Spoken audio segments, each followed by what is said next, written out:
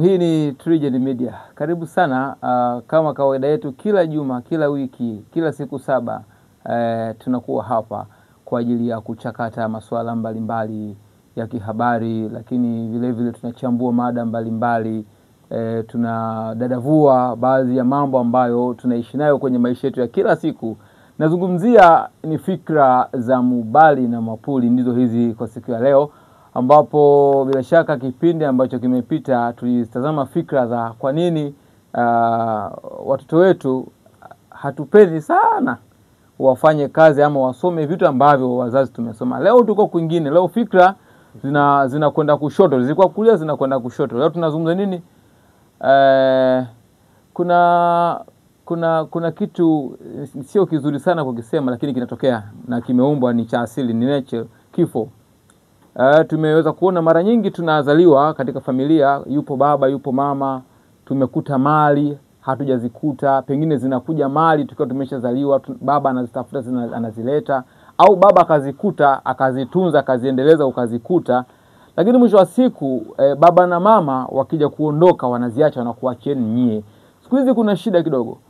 Mali ambazo zinaachwa na wazazi kwa asilimia kubwa sana: 1, zinaleta ugomvi; 2, hazidumu; 3, zinakuwa kama wanasema vijana mjini, kama mieyusho hivi, zinapotea potea tu. Yani kama mliachua gari 10 unashangaa imebaki moja, zimeisha zote. Mliachua nyumba 5 imebaki moja, zote hakuna, viwanja vimekwisha.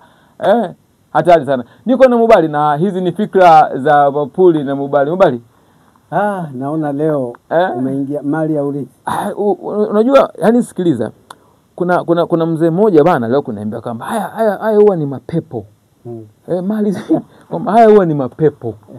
Kama kwa nini? Haiwezekani, nyinyi mnauza mali, mnajua zimepatikanaje?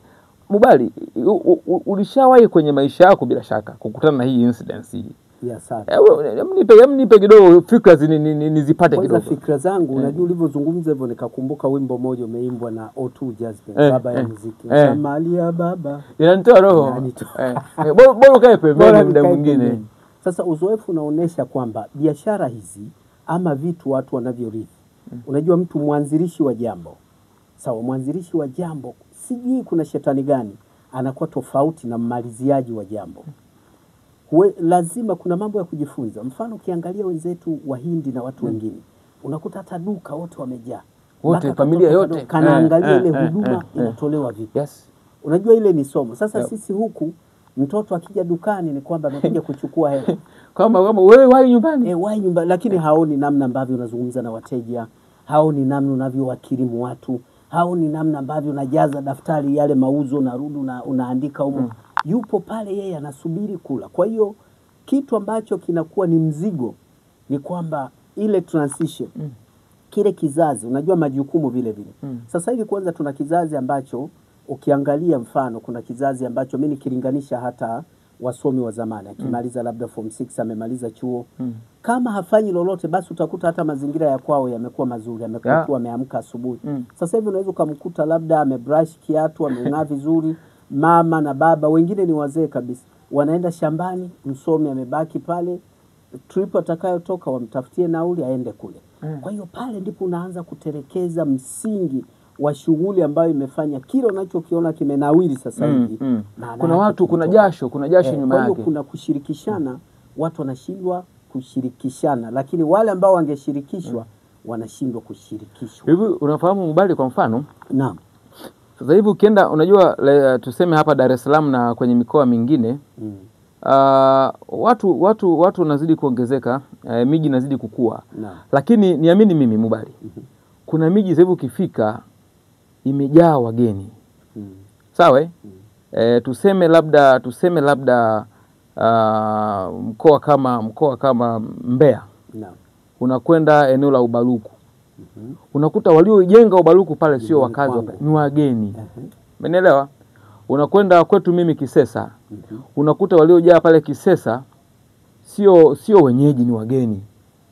Lakini hao wageni walipata vipi hiyo mali? Nakumbuka zamani, kama unakumbuka vizuri, zamani maeneo yalikuwa kama yako. Yaani unaweza kukuta kwamba kwa Mubali panaweza pakatoka umbali hata wa mita 500 familia zote hapo ni ndugu jamaa au ni maeneo ambayo analima. Lakini unashangaa these days unakuta hapo kuna mtu fulani pale, wote ni wageni. Kwa maana yake kulikuwa na Mubali alivyoondoka aliwaachia makamanda miamba. Sisi ni miamba. Miamba wakaenda kafika sema wakasema kwamba 1 na 2 zikai. Wakauza. Wakaanza kuuza. Lakini vivyo hivyo kwenye mali. Wewe umezungumzia tu kwenye maduka. Ni mfano mmoja. Lakini iko mifano mingi. Sasa ni ka trendi hako au ni kanini? Au kama ni muamini ule mzee wangu kwamba ni kapepo. Mbali ya kuwa pepo kiimani utasema ni pepo pia. Maana pepo ni kitu kingine, lakini ukirudi katika uhalisia ni ile negligence, kupuuzia misingi na kutokuambatana na wale wanaofanya. Hata makampuni, ukienda mbali hata kampuni unakuta akitoka mwanzilishi wanaokuja hapa wanazingua. Kwa nini? Kwa sababu kuna misingi ile ambayo hawakuijua. Maana watu wanaweza kafikiri sasa labda yule mmiliki wa kampuni wa mwanzo alikuwa anasema jamani, kutumia ukifika hapa labda kwa siku kila mtu atumie 500 anatubania bwana, akitoka atatumia 1000 au 10,000. Baada hapo kampuni na collapse. Lakini ukija mfano kwa wageni wale wanapofika pale wanakuta zile familia labda mliachiwa eneo, mnachowaza nyie pale hicho kitu kilikuwa ni asset, kingewafaa kwa muda mrefu, muuze, mgawane, mkaponde mali kufa kwaja. Na huwa hufi. Unajua ukitapanya mali unaweza kukaa mpaka uje uone ile shida ya maamuzi uliyoyafanya. Hufi haraka. So unasema nihangaike nile hizi nife na hufi sasa. Kwa hiyo ukiangalia katika fikra kujifikirisha kwamba bado lipo gap moja, kuna baadhi ya watu ambao wanaendesha biashara pia chini ya mchago wa kitanda au chini ya meza kama huku. Hawashirikishi familia. Unamaanisha nini? Yaani kushiriki. Yaani kwamba maana unajua mimi kusema chini baba mimi siko kwenye nimechomekea. Chomoa. Hiyo inaitwa nini? Ndumba hii, unguli hii na uganga. Sipo huko. Nazungumza yani ile ule uwazi. Mfano labda anachukua mchere kule kwetu Ubaruku anapeleka huku, sawa. Watu hawajajua. Baadaye wewe utaanza kuchukua mchere Kibaha, bei ya Kibaha ni ya juu. Huku baba yako alikuwa maarufu kuuza mchere, kumbe alikuwa anachukua kwa bei ya shamba ndio inakuja kumpa faida. Sasa wewe unachukua kwa bei ya mjini humo, hujali cha faida. Kwa hiyo kuna misingi ambayo tunapaswa kwamba kuna urithi ambao haukuwepo. Anyway, hilo ni neno moja, lakini pili actually sisi unajua Usukumani sisi ni tofauti kidogo. Sisi Usukumani muda mwingine tunaamini kuna kitu kinaitwa nini vile? Inaitwa ndagu. Kwamba mimi nilikuwa na mali, nilivyokufa nimewacha maelekezo hamjafuata. Kwa zote zitapukutika, na especially ng'ombe. Na maeneo yote yanakuwa kama yanalaana. Lakini tusiende mbali. Kuna mali za kawaida Mubali bana siku hizi. Si wapo tu wazee wetu wengi wanatangulia mbele za haki tunawaona. Lakini siku hizi ni nadra sana. Yaani kila ikitokea wazee wote wawili wamekata moto. Familia chache sana zinabaki salama. Kwa maana ile division of mali iliyobaki. Kwanza kwa familia, mimi nije sasa kugawana nako wakati fulani mnaifanya ile mali tikisiki. Labda senta ya biashara ilikuwa mahali fulani. Mkisha gawana wewe utaenda kwenu uko Kisesa. Mwingine ataenda Ubaruku. Mwingine ataenda Rujewa, Mbalali, wapi, Ruvuma, kwingine. Sasa pale ile senta ya uzalishaji na asili ya ile biashara mmeidisturb, mmeivuruga. Lazima mtafilisika. Alafu kwa nini mgawane? Msiendeleze kuinufaika pale ile faida iendelee. Nitaka tuziweke fikra hapo. Kwamba kwa mfano sisi let's say kama Mshua amevuta, si ndio? Dinga amevuta. Na Maza naye kakata moto, si ndio bana? Mali zimeachwa. Tusizungumzie mashamba, tuzungumzie mifugo. Kaacha assets, kaacha uwekezaji. Alikuwa na duka kubwa, alikuwa na mradi mkubwa, anafuga ng'ombe wa kisasa, anafuga kuku wa kisasa, si kuku wa mayai, kuku wa kienyeji. Yaani ameacha kitu ambacho kipo, ameacha kiwanda let's say. Sawa? Kwa nini watu hawapendi kwamba waungane, waendelee pale alipowaachia mzee? Wao waendeleze pasife, badala yake wanakimbilia kwenda kuuza na kugawana. Nini shida? Ubinafsi. Shida ni kwamba mwanadamu ameumbiwa tamaa. Ile tamaa na umimi. Kwamba kila mtu yani pale kitokea, yani mpo kwenye matanga, mwingine anahangaika na daftari. andikeni, orodhesheni kile mlishaandika, hiki mlishaandika. Yani watu wako bize huko na msiba na nini, wengine mpaka hospitali mnauguza kule, mwingine yupo anafanya inventory kwamba akikata moto kitu fulani kiko wapi, utasikia wekeni fulani alikuwa amemwazima mzee gari fulani, hebu irudi nyumbani. Irudi nyumbani sio kwamba itulie, ili kwa ajili itakapofika zoezi la kugawana iwe rahisi. Brother, kuna mahala bwana, kuna msiba mmoja tena juzi kati tu hapa. Kuna dada mmoja amefika mazao kabisa. Mama akakata moto. Sasa hiyo hapo sasa chomekea. Sasa ile watu wako huku na heka za kuandaa nini, unajua? Wanaandaa kumhifadhi mama hiyo. Kumbe kuna mmoja wapo kati ya wale tena ni mdada. Yeye anatafuta hati ya nyumba, kama kulikuwa na kiwanja mahala mbali na pale mjini, kiko mbali kiasi, ila hati yake haipo. Na alikuwa mama ndo kabaki. Kwa yule binti akawa yani muda wote wenzake wanahangaika huku kukarimu wageni, kiki kika hivi, hili liende hivi, mwenzao anatafuta hati. Moyo wake uko kwenye hati. Kwa maana yake yani huku yani zinafanyika logistics zote za msiba, mtu anawaza hati. Kama ulivyosema kwamba yani hata kabla mtu hajafa, kumbe kuna watu wagatari wapo kwenye hisabati, wanapiga wanaweka formula zote, Pythagoras theory inatumika, algebra ipo, sawa, si pi d squared over 4 ipo, umeelewa? Lakini kuna namna mimi kwa kweli napata tabu, fikra zangu zinafika mwisho kwenye kwamba wala zisifike mwisho. Kikubwa kinachopaswa ni kwamba zamani, ndio maana unakuta watu wanaandika hata wosia. Sasa hivi wosia, mtu ukisema unaandika wosia unasema unajipa uchuro.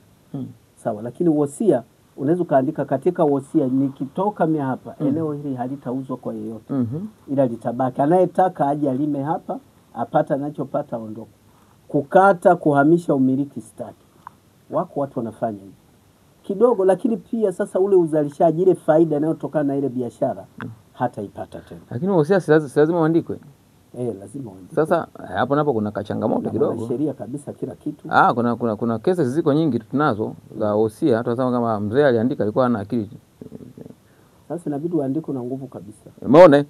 Kwa fikra ziseme hivyo kwamba ikitokea kwamba mtazamaji, hebu msikia fikra za Mubali kwenye hili. Hili ambalo tunalizungumza la magomvi baada ya wazazi kuwa wamefariki, watoto, ndugu kugombania mali na kuziuza hovyo hovyo. Dawa yake ipo pia, kama anasema Mubali, fikra zake hizo kwamba kuna kitu kinaitwa wosia. Wosia ni tukiwa hai tujitahidi kwa tunaandika wosia, maana yake kabisa. Na tuandike wosia tukiwa tuna nguvu. Usije kaandika wosia ukiwa kitandani. Kwa mwisho wa siku Mubali, kuna kesi nyingi sana mahakamani. Kuongezea sifuri pale, maana kwenye wosia umeandika. Lakini hapana kwamba pale kuna tarehe ambao umesaini baada ya kuandika. Hata wakija kuangalia tarehe uliosaini, wanaona kama ulikuwa na miaka lese, ulikuwa na miaka 90. Sawa? Na muda huo wanaangalia na ule mwezi. Mwezi mzee kwa wapi? Mzee alikuwa anauma. Kwa hiyo ni rahisi kwa sababu mzee aliandika alikuwa unconscious. Kwa hapo mwisho wa siku ishe. Kwa hiyo nafikiri tukiwa tuna nguvu tufanye hivyo, sio? Kabisa, ni kufanya hivyo, japo kwa wengi na nchi nyingi za Kiafrika wosia ni uchuro. Kama unajitabiria kufa. Unaandika wosia, unataka kufa au unataka kujiua au umesikia nini? Sasa ikifika pale, lakini kitu kingine, somo kingine kinachopaswa ni kwamba kwa sisi ambao tuna mali, ndio maana katika vizazi ukiangalia Mapuli, ukiangalia katika vizazi iko hivi, yani graph huwa inapanda hivi. Huyu amehangaika, alijitafuta papa, akapandisha graph akawa tajiri. Amecheza pale na utajiri au ahueni ya maisha. Kizazi alichokizaa kinashusha graph. Inatokea sana. Hawa nao wanapambana, graph inapanda. Kuna matokeo ya Mubali, kuna watoto wa matajiri wa madoni wengi wako hapa nchini, hawana kitu kabisa. Lakini wewe mzee nani, babako ndo, lakini yani hiyo haipo tena, hauioni. Wako kibao wako wengi, umeelewa?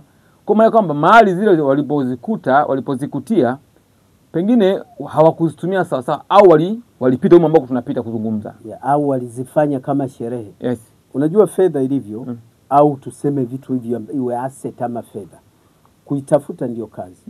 Lakini kuangamiza fedha, unaweza kaangamiza marundo ya pesa leo hii, kesho mpaka ulishawahi kuona mtu anaenda counter kudai kwamba jana nilikuja na milioni hapa, haiwezekani, mmeniibia. Kumbe alivyofika pale ananywesha kijiji, kipe kile kijiji tena wape nene. na bili macho sio unakuwa meleo unakuta anafinya hii ni ngapi wanaongeza ila mimi nadhani Mubali hizi mali hizi ukienda nazo katika njia hiyo bila shaka zina mkosi, kwa sababu hakuna ambaye, mimi kwa uzoefu wangu mimi asilimia kubwa wachache sana ambao wanapata mali za urithi wakaendeleza wapo wanaendeleza wapo, ila wale ambao wanafika sehemu wanazigawana hawatoboi. Kwa bani ukishaanza kugapa, ilikuwa ni eneo kubwa hekali 30, una megeo yako maeneo mengi watu wameuza. Lakini angalia, yani ukishaanza tu kuuza zile mali imekwisha. Malizia. Mimi ninachomalizia ni kwamba katika fikra kujifikirisha kwamba kizazi hiki naona ndo hali imekuwa mbaya zaidi. Kipi hiki, Gen Z au nani? Anasema kizazi yani unaanzia au millennials, yani nyakati hizi tuseme, nyakati hizi kuanzia hata kizazi chetu. Unaweza ukashangaa wewe kule huko Kisesa unaurithi, unaweza ukatoka hapo umechanganyikiwa naenda kule unauza. Kwa hiyo kizazi cha sasa hivi tofauti na zamani, walikuwa naogopa kwa sababu zamani kuuza mali ya urithi ni kama unatafutia lana. Sasa hivi imekuwa kitu rahisi sana. Sasa hivi yani mtu anaumwa kule, mama naomba password yako. Kai pesa, katibu pesa, kanini pesa. Sasa hivi kakadi ka benki anataka password. Mgonjwa anajua jamaa, hivi ndivyo wanavyoniaga kweli kuombana password. Kwa hiyo mimi kwa kumalizia na kujaribu kuwaeleza watazamaji wetu ni kwamba ifike wakati tujue namna mali ilivyokuwa inaendeshwa.